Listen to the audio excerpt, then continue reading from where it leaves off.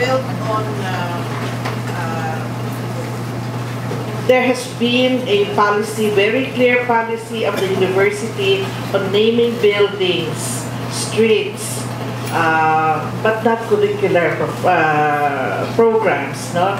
And however, she did show that this policy of naming has changed over time, no? To the point that it has reached this point of renaming the College of Business Administration to a living person, because she did bring out the point that we have a law which prohibits the naming of streets and places, buildings, after a living person. And we know Cesar Virata is very much alive. He's 80 plus years. Then we did move on to Nelson Navarro, whom I enjoyed listening to also because he is an alumnus of the College of Business Administration, and he said he didn't want to be introduced as alumnus of college, Cesar Virata School of Business Administration. And I think it was very informative because he talks about the UP in the 60s. So for us students here, it's interesting to have those nuggets of information about what the university was like at the time. Then he was followed by Dr. Tadem, who clearly showed to us how Cesar Virata has rise as a technocrat, had a hand and finally becoming chairman of the Land Bank and finance minister of the Marcos administration, had a hand in, proceeding to implement the agrarian reform. And we see the failure of the agrarian reform program of the Marcos administration can be attributed to Cesar Virata. And lastly, we had Dr. Mendoza asking us, or dwelling on the issue, is this step a way of political revisionism, leading us to political revisionism, or political rehabilitation? And he articulates what is the next step, because it has reached the Board of Regents and it was decided that the College of Business Administration from now on will be called the Cesar Virata School of Business Administration. So I think those are the questions. It's really very unfortunate that we don't have anyone representing the College of Business Administration to really give us, to shed light what propelled them, what inspired them to name the college after this person. It's really very unfortunate. But just for your information, from the kit that we got, there seemed to have been a process followed, and it really emanated from the College of Business Administration. The dean wrote a letter to the chancellor, and the chancellor, I really was very happy about the letter of the chancellor, that he will, give the letter, this request of the dean. But at the end of the letter, he was very clear that there are certain policies involved in the naming of places and buildings here, roads in UP, but he had some reservation about naming a program like business administration after a living person. So I was happy to see that though he gave that letter, transmitted that letter, he also gave his opinion on the matter. So the floor is now open. I hope you know Cesar Virata, After this session, you will have known so much about him. So may I invite, wala bang pictured is Cesar Virata, but he is related to Aguinaldo. No, he is related to Aguinaldo, and he's very active in the Cavite Study Center, or the society, I think, that they have. So,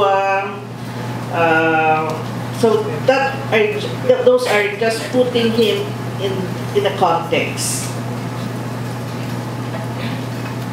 May tanong ba? Oh yes, Chancellor Saloma. We are fortunate to have the Chancellor with us. Magandang umaga po sa ating organizers at speakers ngayong umaga. Madagdag ko lang po ang additional information. So, nung nag-request ang Dean College of Business Administration Dean na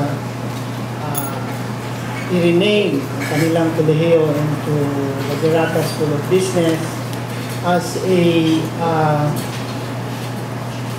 into Virata School of Business, through channels po yun, kasi nga po ang mga ganyang bagay na renaming ay Board of Regents, power po yan, Board of Regents. So, mga, I think March yung dumating sa opisina natin. It took me a while. Marami din mga decisions tayong gagawin araw-araw. It took me a while. So, ang aking ang sulat galing sa Chancellor na nag-accompany. Parang normally kasi ina-accompany ko lalo na ng mga bago, in a sense, bagong decision, bagong issue. It took me a while, April 11 yung date ng letter ko. Kasi bago ito, wala tayong precedence nito. So, nung tinignan ko, una, I was concerned that totoo naman na may mga schools and colleges na pinapangalanan ng famous individuals. Ang concern ko is, while mayroon na tayong BOR approved, critical ito ng word, Board of Regents approved rules on the naming of buildings, wala pa po tayong set of rules, minimum criteria para magpangalan ng mga kolehiyo or schools. Iba ito sa building kasi po ang kolehiyo po ay may academic programs. Ang building po kasi pwede namang after 25 to 30 years ay mawala. Kasi hindi na worthy of use. Pero ang kolehiyo, it perpetuates. Kahit lilipat ang isang kolehiyo from UP Diliman to UP Mindanao, so there are issues. So, wala po tayong set of rules doon. Mayroon din pong issue na may proseso po ang mag-transform tayo ng academic unit from department to college, from department to school. Mayroon na po yan rules. Pero, so, interesting po na issue yan. No? Pwede ba ang isang kolehiyo, i-request niyan, i-transform siya back into a department?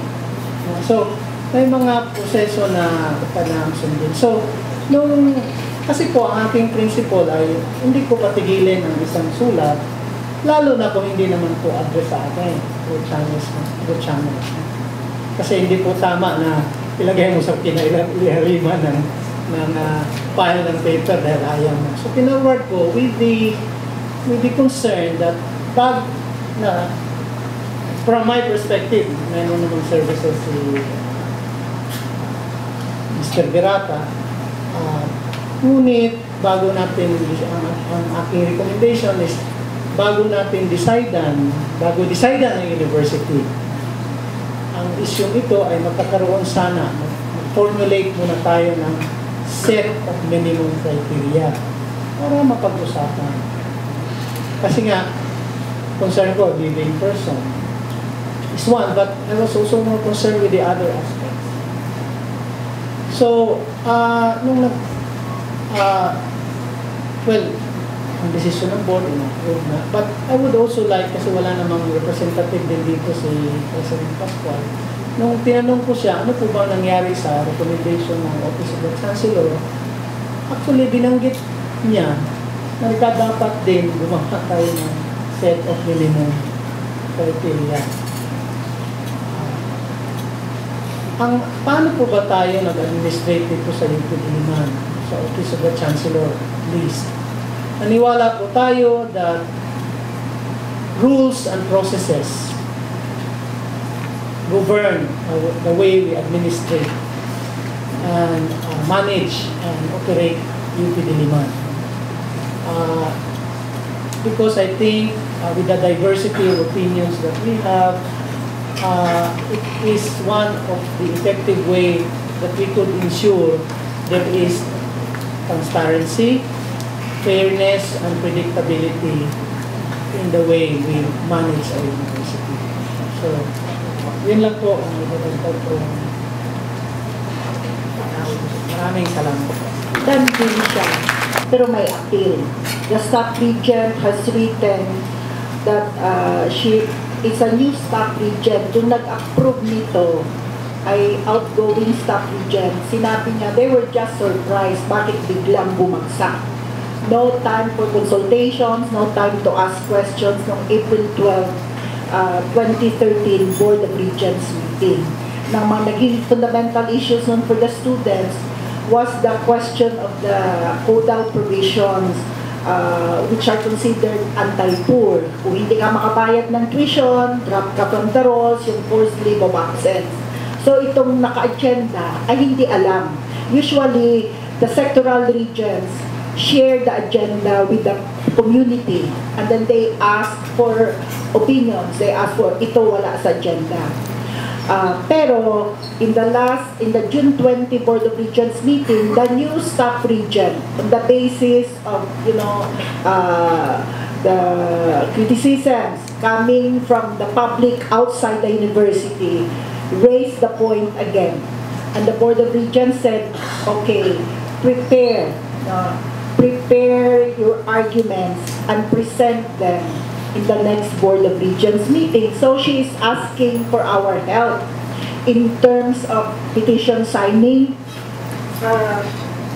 The endorsement of the College of Business Administration ay nakakasindak kung titingnan mo. Kung sa usapin ng proseso, na may consultations, nandoon lahat eh. Well, we should know 16 years in power, si President Truman.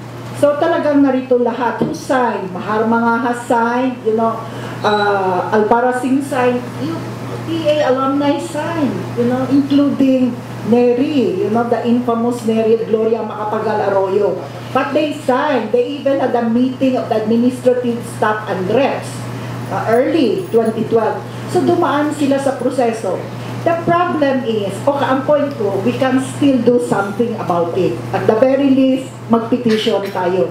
Let us support our sectoral regions who are opposed to this kind of historical revisionism. My second point is the atomization of the university. Na inumpisahan din nila sa panahon nila. What do you mean by atomization? Kanya-kanya na lang tayong buhay. Kanya-kanyang graduation. Yung College of Law, graduation ko, which we also oppose because it is destroying the sense of community that UP Diliman has. We only have two university-wide activities, the Lantern Parade and the graduation. During the time of President Truman and Chancellor Cao, they wanted to have graduation at the unit level, which was strongly opposed, happily, by majority of the days. Okay. What is this atomization? Buhay namin ito eh, taga-PA kami. So, kami dapat ang makakalam kung anong ipangalan.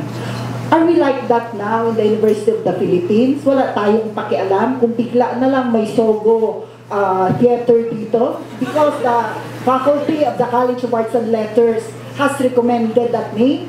Ganun na ba tayo? Are we going to be like Ateneo in exchange for that money? Yun ang sinasabi natin. Ateneo Lasal, okay. Chancellor Saloma, while I appreciate I have a copy of his letter shared by the by the Office of the Secretary of the University, and was very clear, no, that there should be pre-approval requirement. At the very least, you know, sana ho, naitanong din na may proseso ba? Paano ito? Di ba? The same questions being raised now. Kasi initially, kung titingnan mo, I endorse the CBA request at pinirmahan ni President Pascual endorsed. So, kung Board of Regents ka, biglang binagsak sa yung ganito, ay endorse naman pala ni Chancellor Saloma eh. Endorse naman ni President Pascual, so what's the hassle? Pero the main questions being raised, ganito na ba tayo? Anong naging papel ni Virata sa panahon ng martial law? Pangalawa, ganito na ba tayo? Kung gusto ng majority ng College of Business Administration na magkaroon sila ng sarili nilang school, wala nang pakialam ang ibang mga units. This was not even raised at the University Council. Not even sa university, it was not even 2012 pa yung mga meetings nila. We never knew about this. Nalaman na lang natin, I think, ng University Council meeting to approve graduates na may bago ng pangalan at sa actual graduation. So, I think the governance of the university cannot be detached from the political context of the decisions that we are making and the importance that UP as a constituent university should oppose all kinds of moves to atomize the different academic units and to oppose all moves to commercialize, you know, the naming of buildings, the naming of academic units, which are traditional purview of private universities, but not of a public university. Unless we agree now that the University of the Philippines is soon going to be the Ayala University of the Philippines. I mean, there are ramifications and there are implications. Kung ikaw si Fred Pascual, hindi ka naman mangmang. Alam mo naman na isang faction lang ang nag-promote niyan. O, bakit ka mag-take refuge na, pinirmahan ng college, pinirmahan ng University Council, as Judy put it, iniismako lang nila sa mga kung ano-anong meeting. What it is a railroad. Ngayon, itong mga taong mga katiwali, gumagamit talaga sila ng proseso, pahabaan ng pasensya.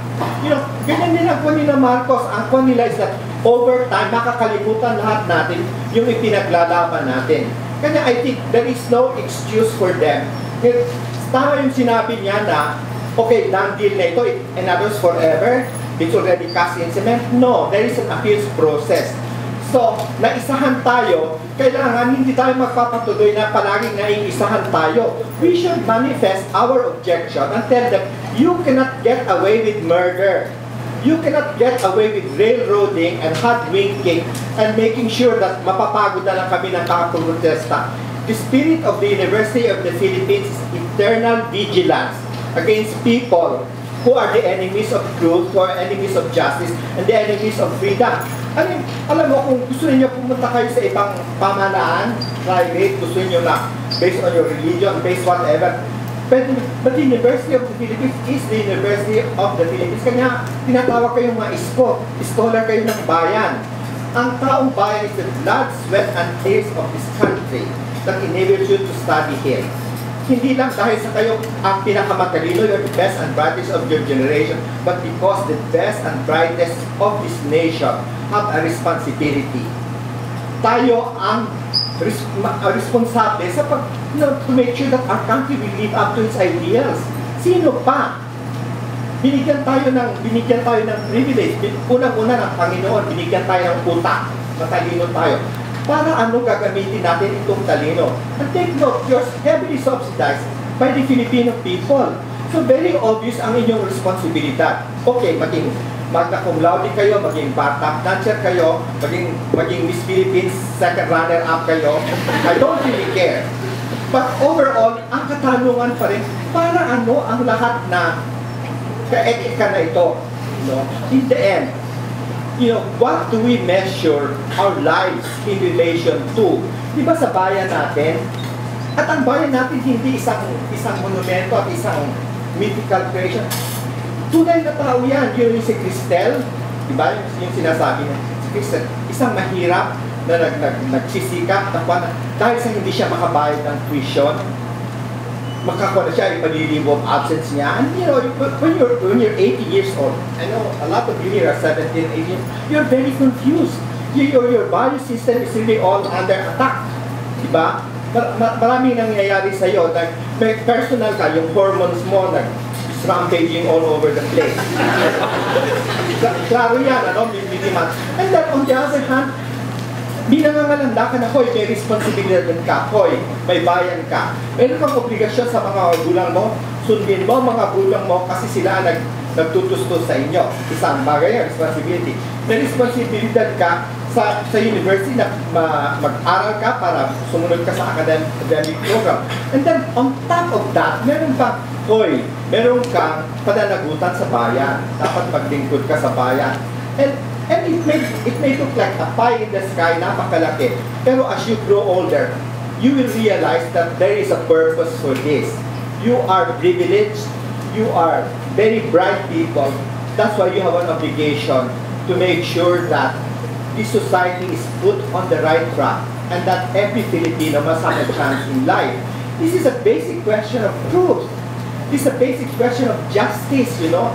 Huwag na tayo magpapaikot-ikot sa mga proseso kasi alam natin, the road to hell is paved with good intentions. Si Satanas, di ba? Si Lucifer, magandang poging lalaki si Lucifer. Kasi inakala niya na siya na ang Diyos. Sinakapogi niya, tapakatalino niya, kayang-kaya niya siya na ang magiging Diyos. Do not make us, dito kasi napakatalino natin dito sa Universidad ng Pilipinas, tayo na lang ang marunong para sa bayan na ito. Kasi in the end, yung karunungan natin may responsibilidad. Yun ang gusto ko sabihin. Si Galog Minulatoy, estudyante from Professor Craco's class. Tanong ko lang po, hindi po kasi natin nabanggit yung isang side ng issue regarding yung renaming ng CBA. Ito po yung naging justification ni Dean Gutierrez. Ang sabi niya kasi, ang renaming daw po ng mga academic units ay isang tradisyon na ginagawa sa US. Tapos, ang naging example po niya, ang Harvard daw po mismo ipinangalan kay George Baker yung School of Business. At mabuti din po na nabanggit ni Chancellor Saloma na nag-a-agree po siya, sabi niya, nag-a-agree naman daw po siya na tradisyon nga daw po sa US yung pagpapangalan ng mga academic units or academic institutions sa mga tao. Pero po, kung may nakabasa sa atin, may panibagong article si Bobby Tiglaw na inilabas kagabi and illuminating on the particular issue. Ang sabi niya, in-email na yung dean ng Harvard School of Business to clarify and to confirm kung totoo nga po bang George Baker School of Business ang Harvard School of Business. At ang sinabi daw po ng dean ng Harvard School of Business, hindi totoo. Hindi totoong George Baker School of Business yung sa Harvard. So, Chancellor Saloma, ang tanong ko po, hindi niyo po ba chinek ng maigi yung ganitong facts, ganitong issues? Yun po, maraming salamat. Mayroon din naman walang pangalan. Ang kasama dun sa walang pangalan, Harvard, nandiyan nakasulat, Harvard Business School, even Stanford yata, wala din pangalan. So, binanggit ko lang po. So, ang purpose ko doon is para makita ng presidente at saka ng mga Board of Regents ng Tampok na hindi naman na mayroong sumusunod. Salamat. Basahin ko lang po. Finally, I also point out that while many business schools are partly named, but after individuals, donors, or organizations, a number have not adopted the said practice, such as the Harvard Business School, Yale School of Management, Columbia Business School, Stanford Graduate School of Business, and Isyu. Binanggit ko po as the last for guidance. Kung nagpangalan ng Harvard or whoever, dapat sundin din ng Pilipinas. At dapat din tanongin, kanino ba nyo pinapapangalan itong aming college? Which is more important. And you have to hear both sides of the question. So, I would urge all of you to read the columns of Bobby Ticlaw about this particular issue kasi no, very few people read Manila Times. Yan ang pabor kay Virata kasi hindi maririnig yung nabablanket nila. By ignoring this issue, they get away with it at magsasawa na lang tayo. Bobby Ticlaw was the best business writer of his generation. And during martial law, he really covered Virata. Alam niya lahat ang katarantaduhan ni Virata. At kung ano ang ginawa niya para kunin si Marcos pagtingkuran hand and foot. Meron ba isang pana, si Virata was responsible for falsifying the financial position of the Philippines after the Ninoy Aquino. Kasi syempre nagtakbuhan lahat yung mga foreign bankarote na yung gobyerno, mababagsak na si Marcos.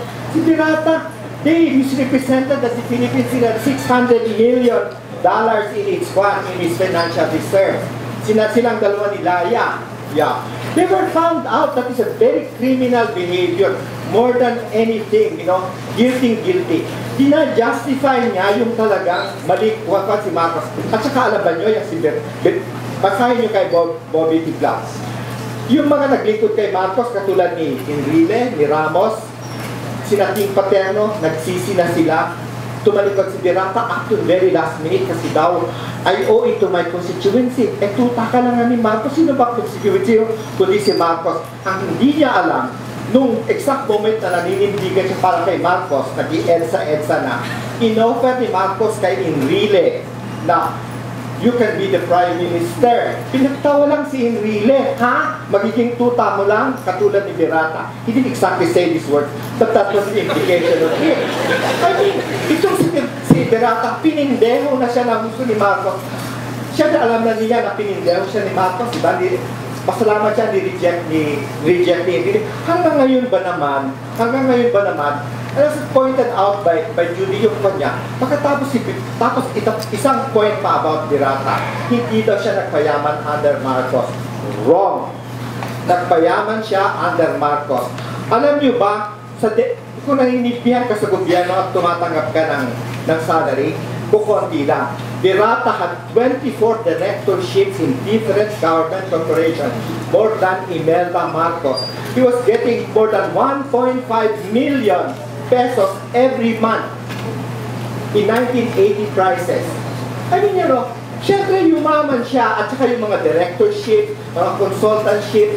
Ang benefit, ikaw ang chief tuta ni Marcos, ikaw nag-approve na lahat ng financial policy. Don't tell me na siyempre lahat na big multinational corporation nagpo-consult sa'yo. Sanang itanong kasi sa nakakaalam dun sa proseso, kaso alis na po yata si Sir, kung may student representative po na present dun sa pag-process nung pagpapangalan sa CBA, at kung wala po, bakit po wala? Ganun po. Angela Navarro po. Mula po sa Secretariat of the Office of our Student Regent, Krista Melgarejo, humingi po siya ng paumanhin na hindi po siya makaka-attend dito dahil may nauna lang po siyang nakaset na meeting. Pero nagpadala po siya ng message. Nananawagan tayo sa iba't ibang sektor ng UP, lalo na sa mga nasa College of Business Administration, na i-register ang di pagsang-ayon sa renaming na naganap. Huwag po tayong pumayag na i-rename ang isang disiplina ng University of the Philippines sa isang taong naging crucial ang papel sa martial law. Dahil alam nating mabigat ang political implications nito. At asahan po ninyong i-raise ko ang matter na ito sa susunod na Board of Regents meeting. Alam. Good morning po. Ako si May Egna. Student ko ni Ma'am Bayungayo, Kilo 11. Tapos yung tanong ko, medyo related ko dun sa kakatanong lang kanina. About, I guess, it's been established kasi na this is related to, short of mentioning the class struggle, this has something to do with the rich taking over. I mean, I agree with you that we should do something about this. But then, what will be the implications of this whole issue? Will it stop at just renaming, the possible, changing the name back to something more neutral, or will it lead to something more, something deeper? Because like the chancellor said, this is no precedent. This is a new problem. So will there be other things that can happen after this? Continuation of the struggle, we thought it's over. And this is the struggle against the dictatorship. And to the extent that the struggle continues in rewriting of history, then it will never end. Because the struggle against the dictatorship is a very important part of our life, of our contemporary life. So, hindi lumilitaw yung class character ng struggle kasi multi-classes ang mundo. Unlike yung classic labor versus capital struggle. Okay. Si Dr. Taguiwalo. I go beyond the question of the continuance of the anti-dictatorship struggle. It is also a struggle for the soul of the university. You know, where is this university heading? Ito na ba ang papupuntahan natin, memorializing those who serve the dictatorship? Magkibit-balikat because it's the College of Business Administration, which has ruled the university for so many, 16 years. We counted 16 years. It's a struggle against the continuing attack on UP as a public university, adopting practices of corporations and private universities in running and naming the university. Gokongway ba tayo next time? No? Soho, auditorium. So talagang tama ka. In a sense, it is a class struggle because it is a contention between UP in the service of the Filipino people and UP in the service of corporate interest. At kailangan, saan tayo tatayo? Ang henerasyon namin, ang linaw eh. Pero ang henerasyon ngayon, sa panahon ng ideological offensive na postmodernism, kanya-kanyahan, tuition na sky high, high rocketing, sky high, ang general tendency for the students ay magkibit-balikat. Hindi naman ako sangkot yun eh. And that works for PA. That works for PA, yung apathy ng general public ng universidad. And I think that has to be stopped. That has to be stopped. Otherwise, huwag na tayong magpanggap pa. Pare-pareho na tayo ng iba pang mga universidad na privado. Pera-pera lang ito. Walang paglingkod-lingkod. Mula sa UP po ng pagkasaysayan ng UP Likas, naging estudyante rin po ni Prof. Kamagay, Prof. Jose. Nais ko lang po itanong kung maaari po itong consider na issue on the prioritization of the social sciences. Dahil, masasabi ba natin na hindi tayo mag-reach sa point na ito kung makinig lang, kung pakinggan lang natin at pagkahalagan natin ang konsensya ng bayan, ang mga social sciences. Yun lang. Pag ako alam nyo, just last sem, tinatalakay namin yung Philippine presidents. There was one student who was saying, I was very critical of the Marcos administration, nagalit siya sa akin. Sabi ko, ang point ko kasi, si Imelda ang nagpatayo ng mga focus center, yung lung, yung heart, yung kidney. And sabi niya sa akin, Ma, kung ganyan pala ang inyong pananaw, bakit ginagamit? Sabi ko, pera ng bayan ang ginamit dyan, hindi pera ni Imelda. So, but it was so indicative that there's still this generation of students who found nothing wrong. And I think it's also because their parents. Yun ang tinuturo na, gaya nabanggit nga na maganda yung palakad ng martial law, may disiplina, may kaayusan. Pero sabi ko, naku, this is a generation na ang layo na, pero ganun pa rin ang pananaw. So, medyo na-alarma rin ako na bagaman kami mga nagtuturo ng kasaysayan ay ibig iwasto yung ganung pananaw ay meron pa rin impluwensya ng magulang na umiiral at malamang mas matimbang yung ideya ng magulang kaysa sa mga profesor nila sa UP. But I found that very alarming. I mean, for me, na ganito pa rin pala ang pananaw ng mga bata. Ayun. So siguro leksyon dyan ay dapat imula sa mga estudyante yung tunay na kalagayan ng martial law. Kasi nag-gloss over. No? Pero kailangan ipagtingin at imulat nga sa mga bata.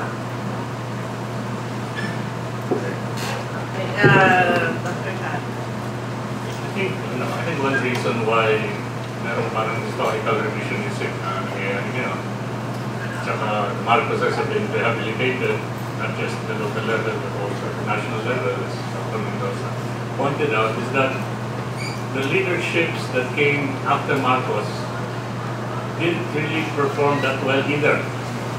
And,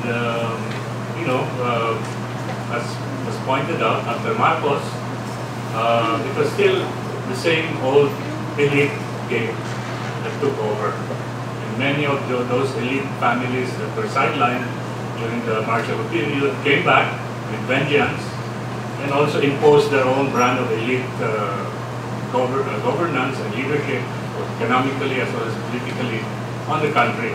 So parang it was just exchanging one elite-based leadership for another elite-based type of leaders. And especially during the 10 years of Gloria Macapagal-Arroyo, she made Marcos look good. And many people thought that she was even more corrupt than Marcos. So at that point, maybe Bobby Tigla was some explaining to do on this matter, because he served the Macapagal-Arroyo regime right to the very end, and even up to now. Aga po sa mga tagapagsalita. Kirby Alvarez po, 4th year MA. Okay, so siguro po susugan ko lang po yung usapin ng historical revisionism kasi kanina po nababanggit na pinalilinis ang pangalan ng mga Marcos bilang paghahanda sa pakbakan sa 2016. Siguro i-bring up din po natin yung issue na ngayong taon ay pagdiriwang ang ika-150 taong karawan ni Andres Bonifacio. So sa tingin ko po isa itong sampal, okay, sa pagdiriwang na ito, isang pagsupalpal sa pambasang pagdiriwang na kung saan ang UP pa mismo ay kinilala ang isa sa mga pangunahing sumusuporta sa pagsusulat ng kasaysayan kontra Bonifacio. Okay, which is the Cavite Study Center. So, alam po nila yan, huwag po nila itago. Okay, so siguro po magandang ipakita sa mga mag-aaral nito, lalo ng mga freshies, na karamihan ng friends ko sa Facebook na laging sinasabi na kung hindi nawala si Marcos kasing yaman tayo ng Singapore, utang na loob. So, yung mga ganung bagay na huwag tayong magbitaw ng ganung mga hasty generalizations na alamin natin. Nandito yung mga eksperto, tanongin natin sila, panahon nila yun, contemporary sila, bahagi sila ng panahon ito. So, iwasan natin yung ganung issue. So, siguro po para sa mas technical at mas relevant na tanong. So, regarding po dun sa appeal, okay, magiging available po ba yan sa mga faculty, Dr. Taguiwalo, then yung petition po na ipa-ikot sa mga faculty ay ano po yung magiging process. Salamat po. Actually, pwede po nating pagtulungan. It doesn't have to be one template, you know? If the Department of History can start their own petition, then well and good. Kasamang mga estudyante, gawin natin itong efforts ng buong community. So, I hope ma-start. Wala pa akong nakita petition na umpisahan eh. But I think it's important kung magawa nyo. The next Board of Regents meeting is on June 25 or 26. Last time. So, pwede ho bang maasahan mula sa inyo na makagawa din ng petisyon? July. We have to submit this before the BOR meeting sa July 25 or 26.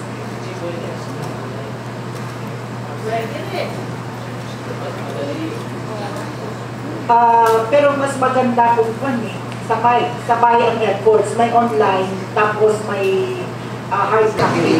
Isa daan at yung araw-arawan na yung so, sa tingin ko isa itong sampal sa pagdiriwang na ito, sa pagsupalpal sa pambasang pagdiriwang na kung saan ang UP pa mismo ay kinilala ang isa sa mga pangunahing sumusuporta sa pagsusulat ng isa-isang pagdiriwang. Which is alam po nila yan. Okay, so siguro po magandang ipakita sa mga mag-aaral na ito, lalo ng mga freshies, na karamihan ng press ko sa Facebook na lagi sinasabi na kung hindi na wala si Marcos at singyaman tayo ng Singapore, pang naloob. So, yung mga ganung bagay na huwag tayo magbitaw ng ganung mga hasty generalizations na alamin natin. Nandito yung mga eksperto, tanongin natin sila, panahon nila yun, contemporary sila, mga bahagi sila ng panahon nito. So, iwasan natin yung ganung issue. So, siguro po para sa mas technical at mas relevant na tanong. So, regarding po dun sa API, magiging available po yan sa mga faculty, Dr. Taguiwalo, yung petition po na i-invite po sa mga faculty ay ano po yung magiging process. Actually, pwede po tayong pagtulungan. It doesn't have to be one template, you know. If the Department of History can start their own petition, then well and good. Kasama ang mga estudyante, gawin natin itong efforts ng buong community. So, I hope ma-start. Wala pa akong nakita petition na umpisahan eh. But I think it's important kung magawa nyo. The next Board of Regents meeting is on June 25 or 26. Last time. So, pwede ko bang maasahan kung nasa inyo na makagawa din ng petition? July. We have to submit this before the BOR meeting sa July 25 or 26. Ako po si Phoebe Tadem mula po sa klase ni Dr. Camagay. Reaction lang po sana dun sa sabi ni Chancellor Salama kanina. Kasi base sa mga narinig ko at sa kanyang mga action tungkol sa isyong ito, open po yung UP administration na mag-renew ng academic program against persons, pero hindi po specify kung living or dead. Ngayon po, kung sakaling i-uphold po ng BOR ang decision na tungkol sa issue na ito, para po sa inyo, ano po yung magiging acceptable na dahil po lang sabi ng Chancellor na minimum set of criteria sa pag-rename sa isang academic program dito sa loob po ng university.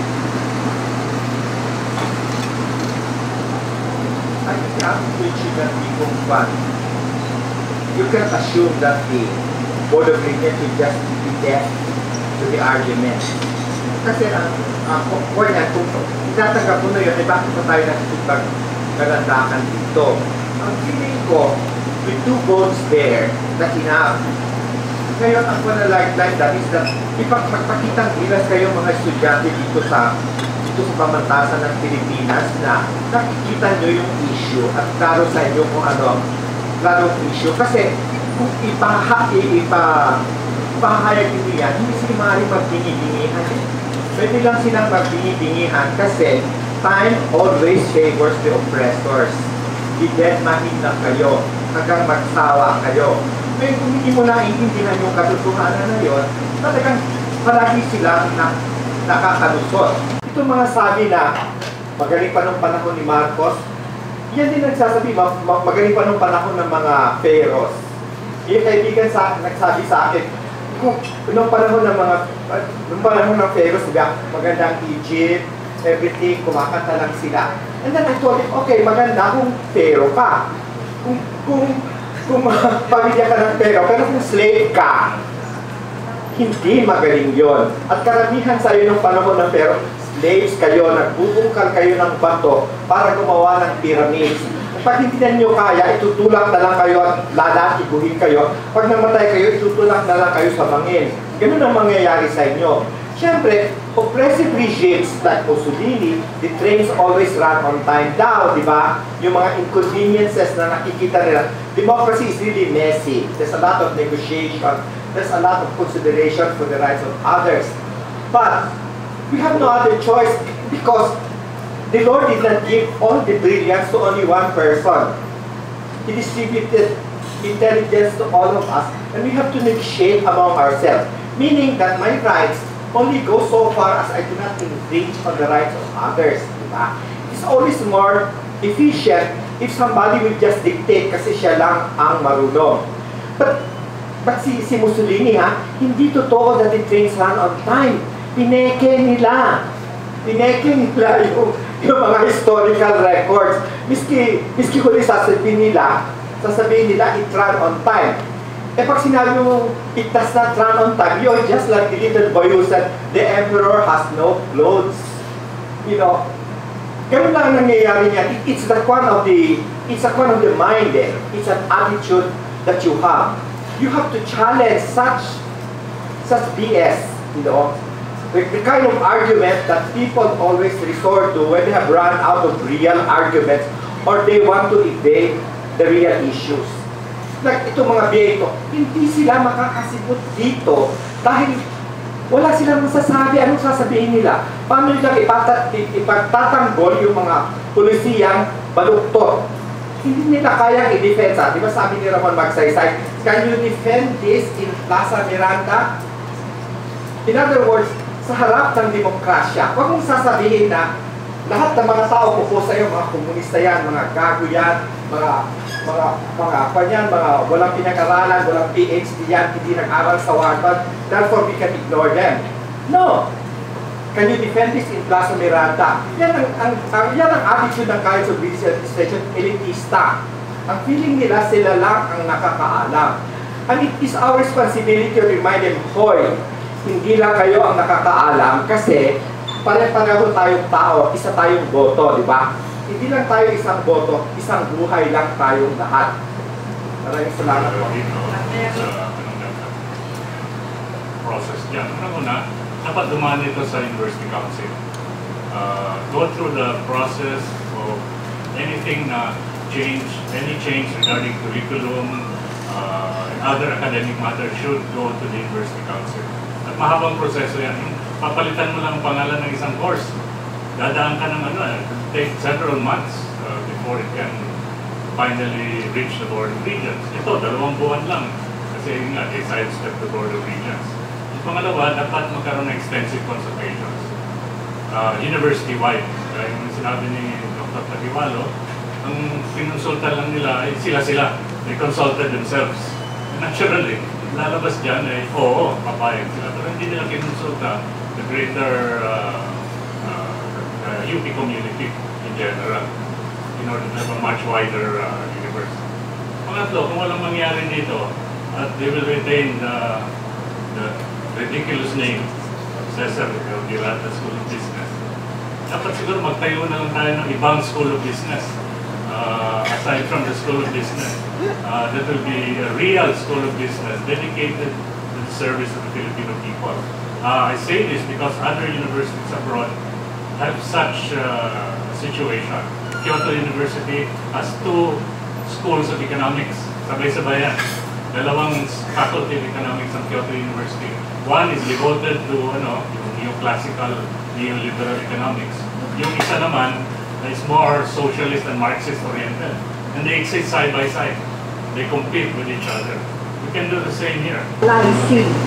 Those who serve the dictatorship, magkibit-balikan because it's the College of Business Administration, which has ruled the university for so many, 16 years. We counted 16 years. It's a struggle against the continuing attack on UP as a public university, adopting practices of corporations and private universities in running and naming the university. Doon ba tayo next time? No? Soho, auditorium. So talagang tama ka. In a sense, it is a class struggle because it is a contention between UP in the service of the Filipino people and UP in the service of corporate interest. At kailangan saan tayo tatayo? Ang henerasyon namin, ang ilinaw eh.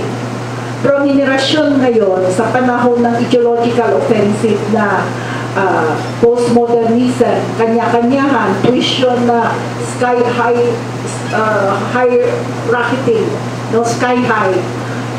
Ang general tendency for the students ay magkibit-balikat. Hindi naman ako sangkot yun eh. And that works for PA. That works for PA, yung apathy na general public ng universidad. And I think that has to be stopped. That has to be stopped. Otherwise, huwag na tayong magpanggap pa. Pare-pareho na tayo ng iba pang mga universidad na privado. Pera-pera lang ito. Walang paglikod-likod. May katanungan pa mula, yes, sige, pakilala please. Ako po si Coco Canseco mula sa UP Lipunang Pangkasaysayan ng UP Ligas. Naging estudyante rin po ni Prof. Kamagay, Prof. Jose. Nais ko lang po itanong kung maaari po itong consider na issue on the prioritization of the social sciences. Dahil kaya masasabi ba natin na hindi tayo mag-reach sa point na ito kung makinig lang, kung pakinggan lang natin at pagkahalagan natin ang konsensya ng bayan, ang mga social sciences. Yun lang.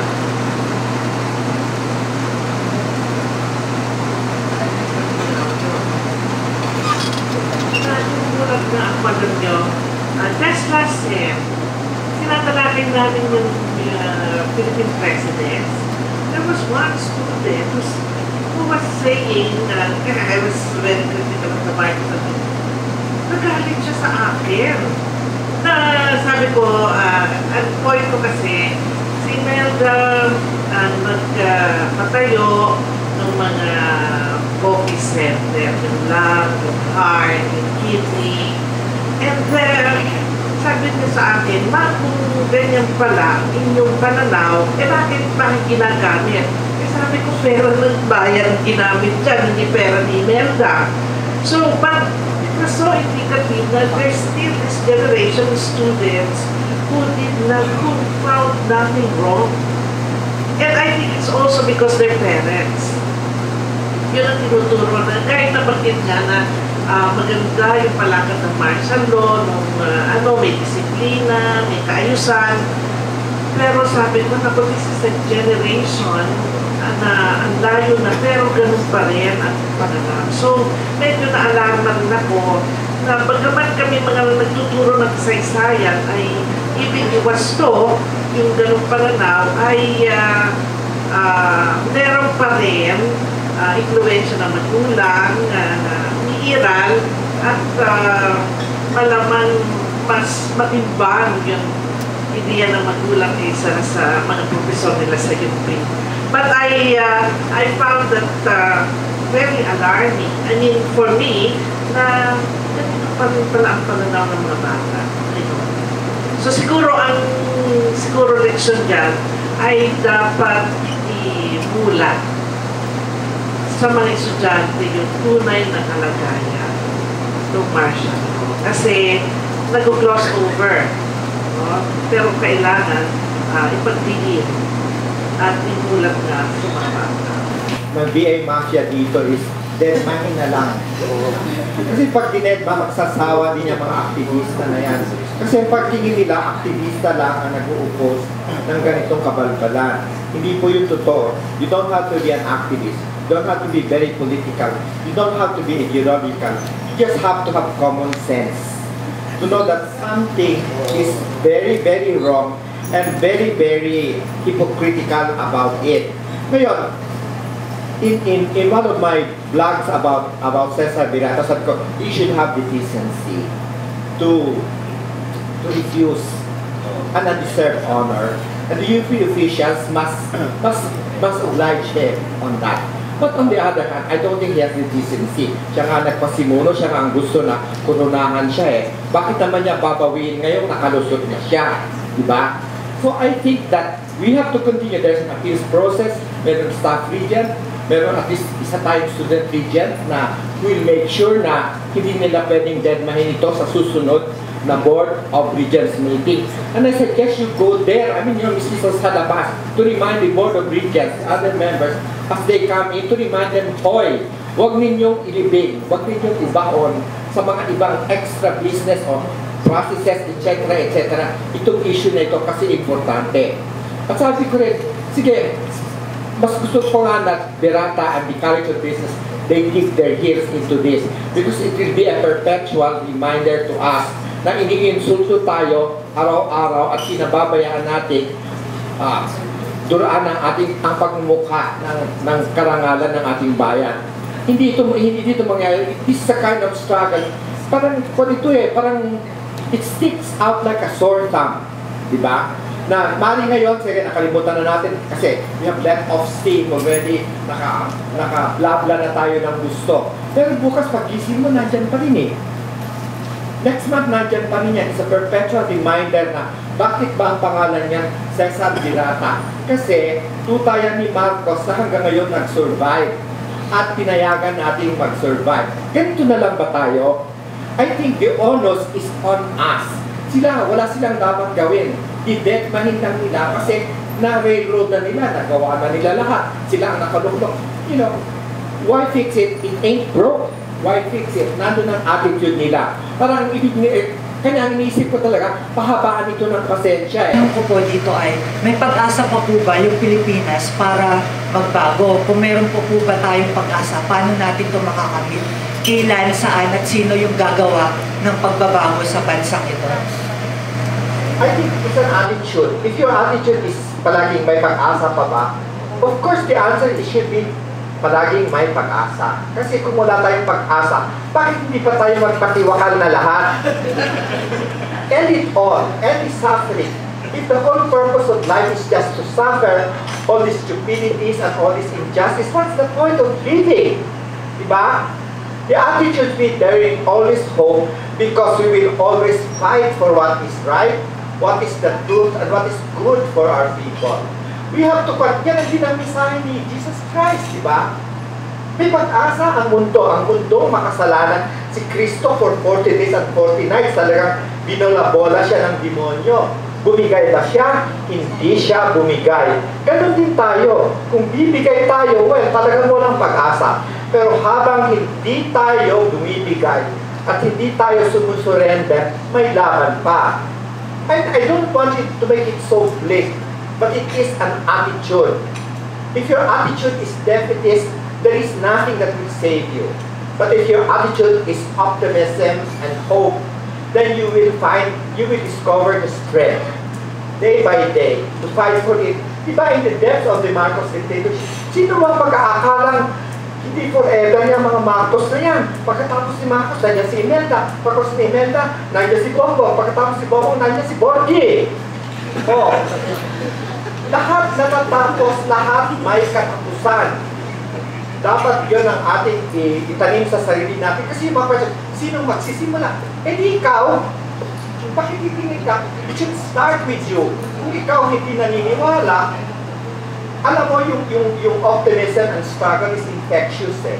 Pag nakikita mo hindi ka nag-iisa o naniniwala ka hindi nag-iisa, may laban ka. Pero pag naniniwala ka na ako na lang yata, then it's a reason for you, botax na tayong lahat.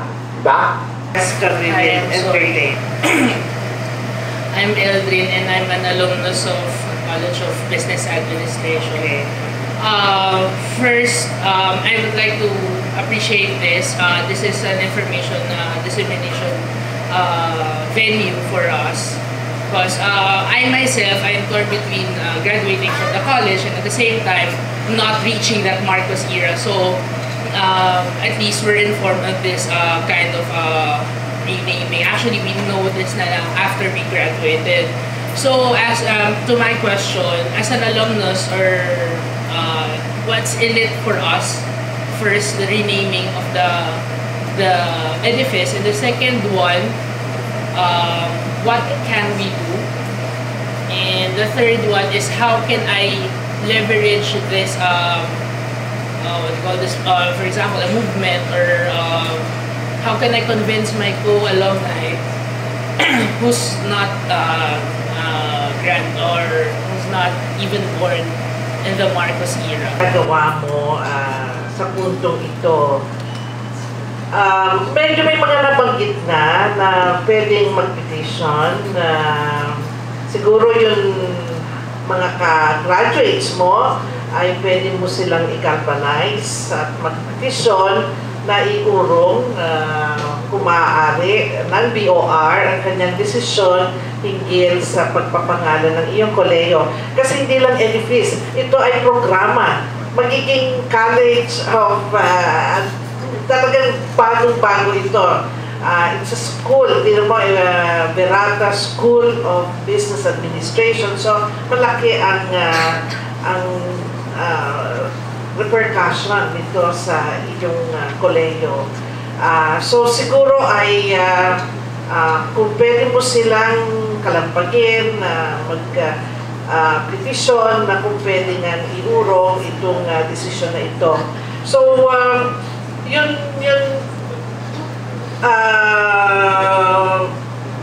medyo napipick up na rin sa mga kolumnista na gaya ni Ginoong Navarro, nabanggit niya ito. So, I think if there's a groundswell na talagang nakikita na medyo may pagkakamali dito sa desisyon ng BOR, ay pakikinggan. No? So, talagang dapat ay lahat ng sektor, alumni, kasalukuyan na students, kasi palagay ko, ito mga estudyante nga, they had to sign because, you know, they were approached by the dean, their hands were tied. But if this information about the real person of Virata, and yung proseso also, kasi hindi lang yung persona, kundi yung proseso na dinaanan ay may pagkakamali o flawed, then siguro all these things can be basis for a change of heart on the part of the Board of Regents. So I think on that note, I would really like to thank the students who have stayed on up to this time, and I'd like also the opportunity to thank our panel, Mr. Nelson Navarro, alumnus mismo ng kolehiyo, si Dr. Mendoza, si Dr. Taguiwalo, na naging biktima ng rehimen Marcos, at si nakulong rin, survivors. So, nagpapasalamat kami. Kinalulungkot namin na ang kolehiyo ng Business ay wala, no? At yung mga naglagda, yung dean mismo, si President Roman na faculty ay hindi naunlakan ang Third World Study Center na dumalo sa forum na ito. So sa puntong yun ay ibig kong pasalamatan kayong lahat na dumalo. Sana namulat kayo ng tunay pagkatao ni Cesar Virata, at namulat rin kayo dun sa proseso na maling proseso na dinaanan ng pagpapangalan ng kolehiyo nito. So sa punto niyan, maraming salamat at magandang tanghali sa akin.